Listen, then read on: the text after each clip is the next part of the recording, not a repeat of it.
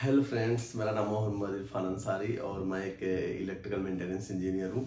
तो आज जिस टॉपिक पे हम फ्रेंड्स बात करेंगे वो एक बहुत ही इंपॉर्टेंट टॉपिक्स की बात है, जैसा कि आप लोगों ने थंबनेल में ही देख लिया होगा। आज हम लोग बात करेंगे अर्थिंग के बारे में। अर्थिंग होता क्या है, अर्थिंग का यूज कैसे करते हैं और अर्थिंग हमें करनी क्यों चाहिए, जिसकी इंपॉर्टेंस क्या है। तो आज हम इस टॉपिक पे बात करते हैं। तो ज़्यादा देर ना करते हुए फ्रेंड्स स्टार्ट करते हैं। तो व्हाट इज अर्थिंग फ्रेंड्स, सबसे पहले हम जानते हैं अर्थिंग होती क्या है। तो अर्थिंग होती क्या फ्रेंड्स, अगर हम अर्थिंग की बात करें तो अर्थिंग हमें इलेक्ट्रिक शॉक से बचाती है। कैसे बचाती है फ्रेंड्स, अगर हम घर में अर्थिंग कर देते हैं तो इलेक्ट्रिक शॉक से वो हमें बचाती है, हमें प्रिवेंट करती है। अगर आप आज के डेट में अगर डेटा उठा के देखें तो अर्थिंग से बहुत सारे लोगों की डेथ होती है रेगुलर बेसिस पे फ्रेंड्स। अगर इंडिया का डेटा आप उठा के देखोगे या ऑल ओवर वर्ल्ड देखोगे तो भी बहुत ज़्यादा अर्थिंग की वजह से कहीं किसी को इलेक्ट्रिक शॉक लग गया। तो हमें समझना चाहिए कि अर्थिंग हमें ज़रूरत क्यों पड़ती है और अर्थिंग है क्या। तो जैसे कि बताया मैंने फ्रेंड्स, अर्थिंग होती क्या है कि अर्थिंग हमें इलेक्ट्रिक शॉक से प्रिवेंट करती है। तो इसका यूज हम कैसे करते हैं और क्यों करते हैं, समझते हैं फ्रेंड्स। अर्थिंग का हम एक एग्जांपल लेते हैं फ्रेंड्स। मान लेते हैं फ्रेंड्स एक होम्स है हमारा, जिसकी हमें अर्थिंग हमने नहीं की है। पहले हम एग्जांपल लेते हैं कि हमने एक घर बनवाया, उसमें हमने अर्थिंग नहीं की है। उससे क्या लॉसेस हो सकते हैं और अगर अर्थिंग की है तो उससे बेनिफिट्स क्या हो सकते हैं। तो सबसे पहले हम लॉसेस पे चलते हैं फ्रेंड्स।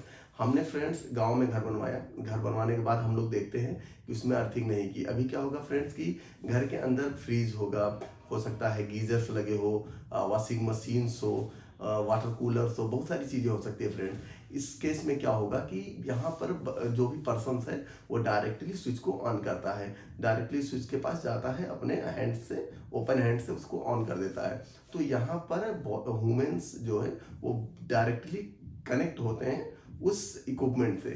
तो अब इस टाइम पे होगा क्या, मान लेते हैं फ्रेंड्स कहीं पे कोई वायर हमारी कट गई, जिसकी वजह से जो करंट फ्लो कर रही थी सर्किट्स में, वो करंट सर्किट से ना फ्लो करके बॉडी पे आ गई। मतलब वॉल्स है या वो मशीन्स है, जो इक्विपमेंट्स हम चालू करने गए हैं, वाटर कूलर्स है या वो गीजर्स है, इसके अंदर आ गया। अब होगा क्या फ्रेंड, जैसे ही हम उसको ऑन करेंगे और वो मेटल बॉडीज होती है तो उस टाइम पे क्या होता है कि हमें शॉक लग जाता है।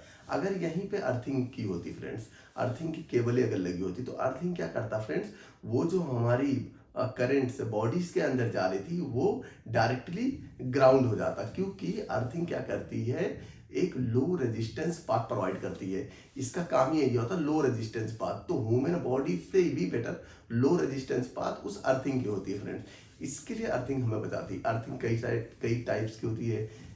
3 टाइप्स की अर्थिंग के बारे में हम बात करेंगे फ्रेंड। जैसे कि पहला हो गया plate earthing, pipe earthing and chemical earthing. Plate earthing, pipe earthing and chemical earthing, ये तीनों जो हमारी इंडस्ट्रीज में चलती हैं ये हमारी अर्थिंग्स होती हैं। अर्थिंग की भी कुछ स्टैंडर्ड्स होती है फ्रेंड्स।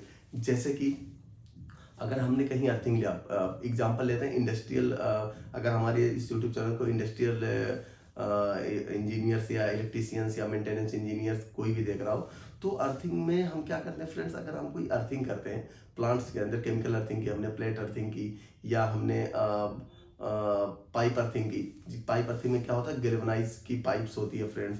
प्लेट अर्थिंग में क्या होता है, कॉपर्स की प्लेट्स होती है, तो बहुत कॉस्टली पड़ता है, तो लोग पाइप अर्थिंग कर देते हैं, नहीं तो केमिकल अर्थिंग कर देते हैं।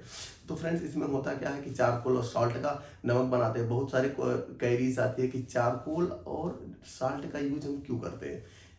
चारकोल एंड साल्ट का यूज हम करते हैं कंडक्टिविटी को बढ़ाने के लिए, उस एरिया की कंडक्टिविटी को बढ़ाने के लिए। एंड चारकोल का यूज हम उस कंडक्टिविटी को मेंटेन करने के लिए करते हैं फ्रेंड्स। तो ये दोनों इसका टर्म्स होता है, चारकोल एंड साल्ट का हम घोल बनाकर जो हम डालते हैं उसका रीजंस ये होता है।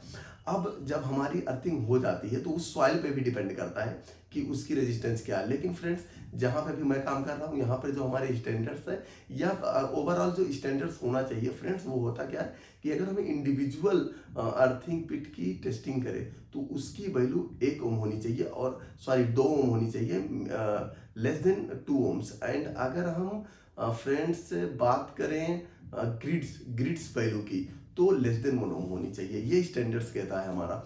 अगर हम जाएंगे वहाँ चेक करेंगे तो वहाँ पर हमारा इंडिविजुअली चेक करेंगे तो इंडिविजुअल की ग्रिड्स पिट्स की वैल्यू होनी चाहिए 1 ओम, सॉरी 2 ओम।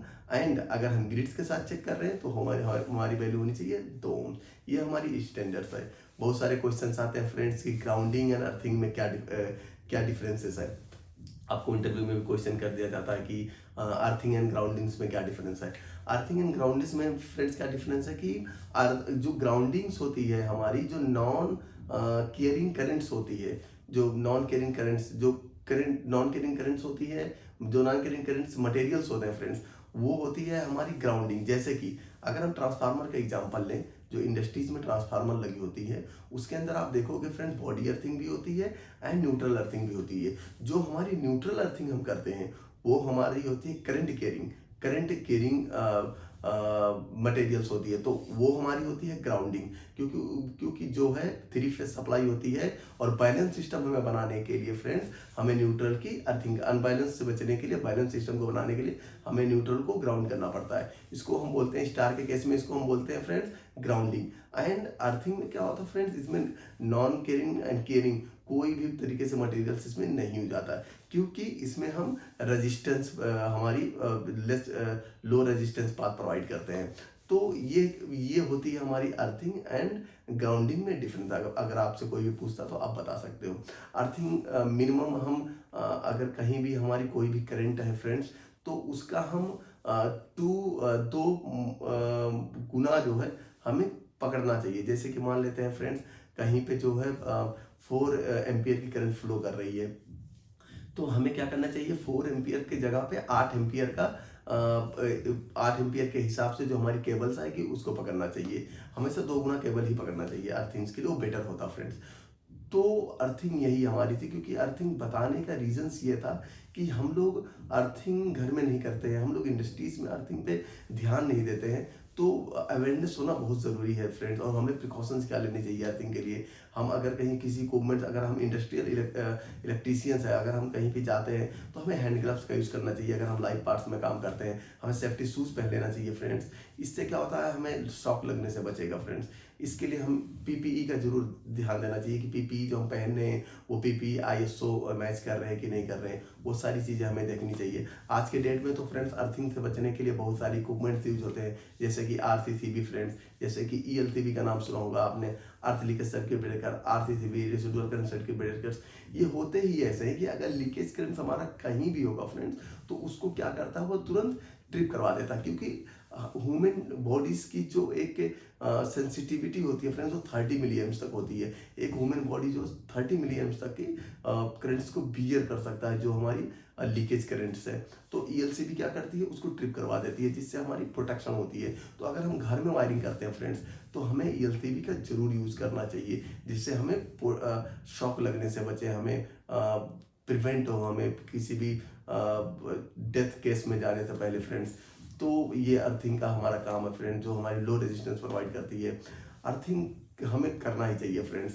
अगर हम कंक्लूजन की बात करें तो अर्थिंग हमारे लिए बहुत ही इंपॉर्टेंट है, जो कि हमें इलेक्ट्रिक शॉक से बचाता है। ये हमें एक लो रेजिस्टेंस प्रोवाइड करता है फ्रेंड्स, और जिससे हमें कोई भी हार्म नहीं होता है, हमारी कोई भी इंसिडेंट एक्सीडेंट होने से हम बच जाते हैं। तो अर्थिंग यही था फ्रेंड्स। अगर ये वीडियो आपको मेरी अच्छी लगी और आप चाहते हैं कि ऐसा और मैं वीडियो बनाऊं, तो इस चैनल को फ्रेंड्स लाइक करें, सब्सक्राइब करें एंड अपने फ्रेंड्स के पास शेयर करें। Thank you friends.